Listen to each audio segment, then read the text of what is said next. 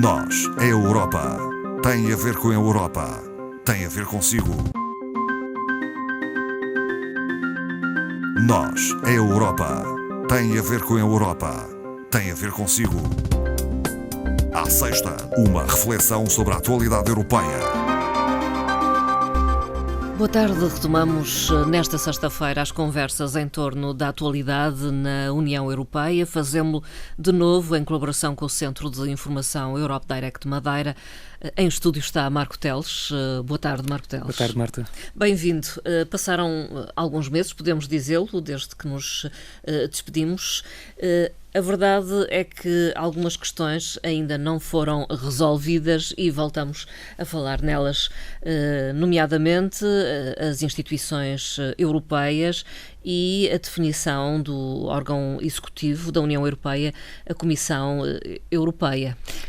Exato. Nesta altura do campeonato passado, portanto, quase 5 meses após as eleições, era suposto haver já aqui algum avanço e algumas coisas estarão ainda um pouco atrasadas. Como sabe, as eleições de facto aconteceram em maio. O primeiro pensamento é que de facto tudo se prende com a eleição dos representantes no Parlamento Europeu, mas depois há uma série de processos subsequentes à eleição dos eurodeputados e um deles passa precisamente pela escolha como a Marta disse, o órgão executivo, portanto, a Comissão Europeia.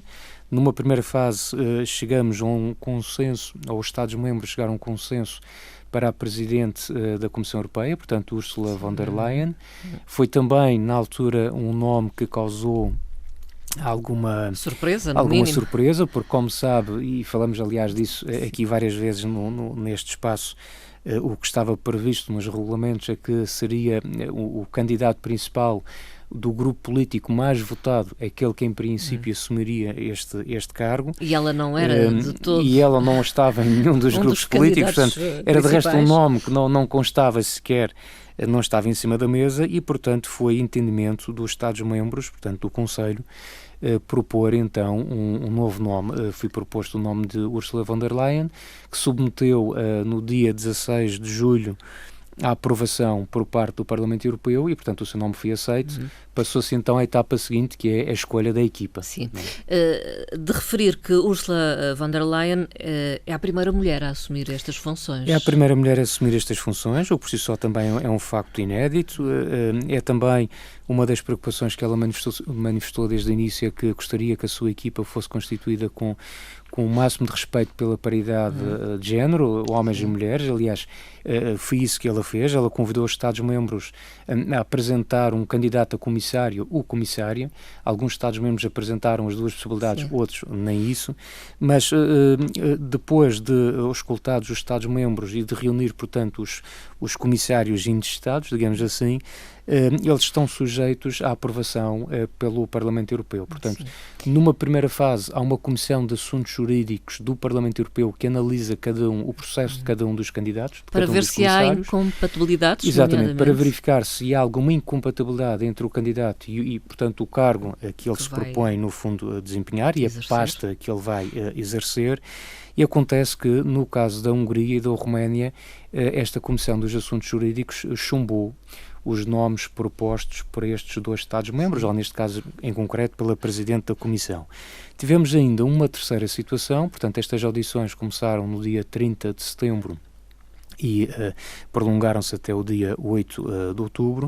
Tivemos ainda uma terceira comissão, que foi a comissária intestada pela França, que ficaria, em princípio, com a pasta do mercado interno, que passou nesta primeira Comissão de Assuntos Jurídicos, mas que depois, na audição perante a Comissão Específica do Parlamento Europeu, viu o seu nome chumbado.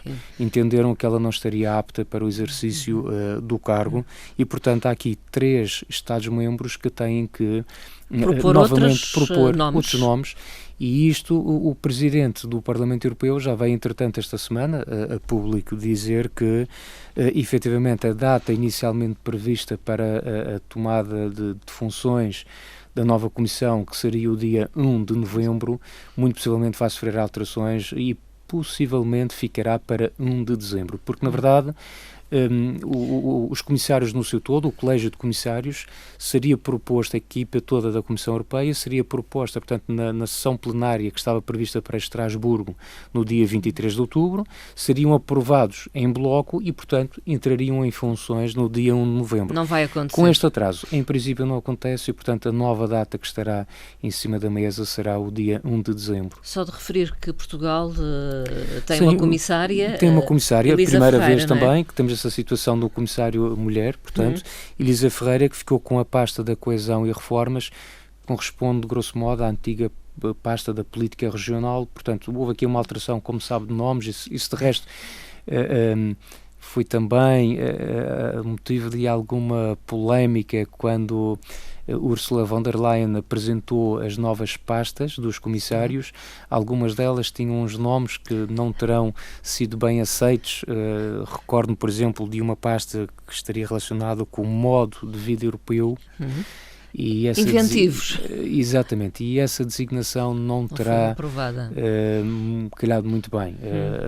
Mas pronto, são situações que são essas facilmente ultrapassadas. Sim, vão sendo limadas, digamos Exato. assim. Outro tema de que voltamos a falar é o Brexit.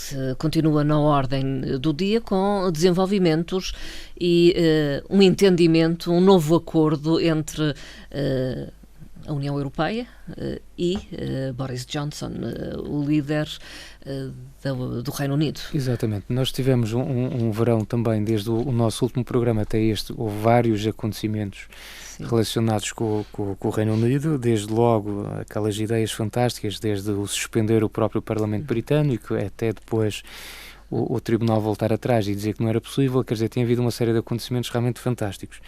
E, como se sabia, como já estava estipulado, esta semana foi a semana de Conselho Europeu e, portanto, entretanto havia sido aprovada uma lei no Reino Unido que obrigava o Sr. Boris a vir a este Conselho Europeu fazer das duas uma coisa, quer dizer, ou chegar finalmente a um acordo, ou então, não havendo um acordo com a União Europeia, teria que pedir o adiamento da saída que, como se sabe, está prevista para o dia 31 de outubro. Aliás, é curioso a célebre frase que o Sr. Boris pronunciou na altura. Ele disse que preferia estar morto numa valeta do que adiar o prazo do Brexit. É provável que tenha que fazê-lo, não? Não sei. Realmente esta semana foi uma, vamos ser práticos, é uma excelente, aliás, utilizando as palavras do Sr. Presidente da República, é uma notícia maravilhosa. Foi isso mesmo que ele disse ontem. É bom saber que há um entendimento entre o Reino Unido e a União Europeia. Mas que não difere muito do último entendimento. Que não difere muito em termos de acordo em relação àquele que Theresa May havia proposto e que no fundo também havia sido chumbado pelo Parlamento Britânico. De qualquer forma, ontem um ambiente, como toda a gente reparou, o ambiente foi de euforia, toda a gente satisfeita pelo se ter chegado a um princípio de entendimento no que toca a este acordo. E, portanto, a primeira etapa está feita. Houve aqui uma boa vontade por parte da União Europeia, digamos, de recuar e voltar atrás na palavra que tinha ficado claro que não se mexia no acordo, mas, no entanto, voltou-se novamente a fazer aqui algumas alterações ao acordo inicial. Agora, o pior ainda está para vir, ou seja, que é o dia da manhã. Sim, a votação no Parlamento que é a do Reino votação Unido. no Parlamento Britânico, porque esse é que é, de facto, o principal obstáculo que Boris Johnson vai ter que ultrapassar, que é convencer dentro de portas, dentro da sua casa, de que esta é a melhor solução para o Reino Unido. E, ao que parece, a contagem de votos não lhe é favorável uma vez mais. E ao que parece, se ficarmos pela aritmética pura, a aritmética diz-nos que, de facto, ele não consegue reunir o número de votos necessários amanhã para conseguir aprovar este acordo. Portanto, fala-se num novo referendo ao acordo. Isso também é uma outra proposta, nomeadamente por parte dos trabalhistas que têm insistido nesta questão. Ele tem aqui, sobretudo, vários problemas. Tem os conservadores, que, entretanto, ele próprio expulsou do partido e, portanto, não vai reunir, com certeza, os votos desse grupo. Tem a oposição, tem os trabalhistas do outro lado. e tem os unionistas da Irlanda do Norte, sim, que também continuam a dizer que este acordo não lhes satisfaz e, portanto, não estão propriamente satisfeitos. Para já não falar na Escócia, não é? E como já não bastasse toda esta questão, tem também a Escócia agora a falar da possibilidade de avançar para um referendo e voltar a pôr em cima da mesa a possibilidade da independência face ao Reino Unido. Recorde-se que já tinha havido uma consulta popular no que toca à Escócia em 2014. Na altura, 55% dos participantes nesse referendo votaram a favor da permanência, mas, portanto, é um resultado muito ténue, não é? Sim. Portanto, está ali no limite. E, portanto, tudo pode acontecer. Portanto, teremos forçosamente que esperar para amanhã para ver a questão do resultado da discussão no Parlamento Britânico e, caso não se chegue a esse acordo, não haja esse entendimento, não sobra aqui outra solução que não seja de pedir à União Europeia o tal adiamento que iria até janeiro de 2020, ainda que creio que, não sendo aqui uma opinião unânime, porque nem todos os chefes de Estado terão se pronunciado desta forma, mas Juncker foi bem claro, dizendo que o que estava em causa era um bom acordo e, portanto, que não poderia haver qualquer adiamento, além deste que estava, dos vários que já acabaram por acontecer. Temos que aguardar, não é? Teremos que aguardar, mas creio que aí não haveria outra hipótese. Não sendo aprovado o acordo, teria que se passar para o adiamento outra vez até janeiro e tentar até lá resolver a situação. Outro tema tem a ver com um estudo publicado recentemente pelo Instituto Europeu para a Igualdade de Género. Esse estudo foi publicado esta semana.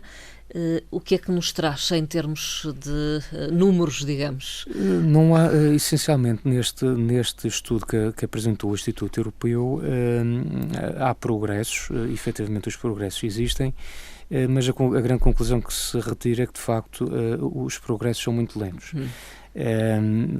São ténues, então. São muito ténues, quer dizer, isto no fundo, os resultados traduzem-se num número que vai numa escala de 1 até 100, portanto, quanto mais próximo do 100 será melhor a situação.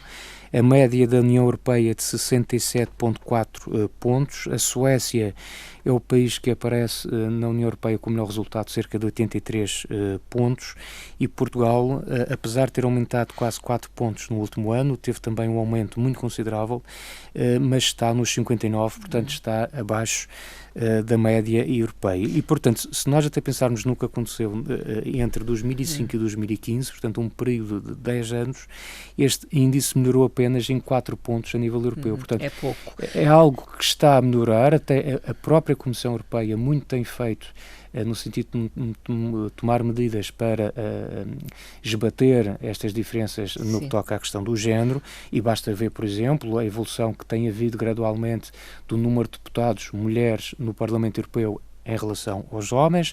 O mesmo se passa, por exemplo, com a equipa da Comissão Europeia, mas, de facto, ainda aqui há muito para fazer e, curiosamente, só assim de forma muito rápida, este índice, sem querer explicar, ele é baseado em 6 parâmetros.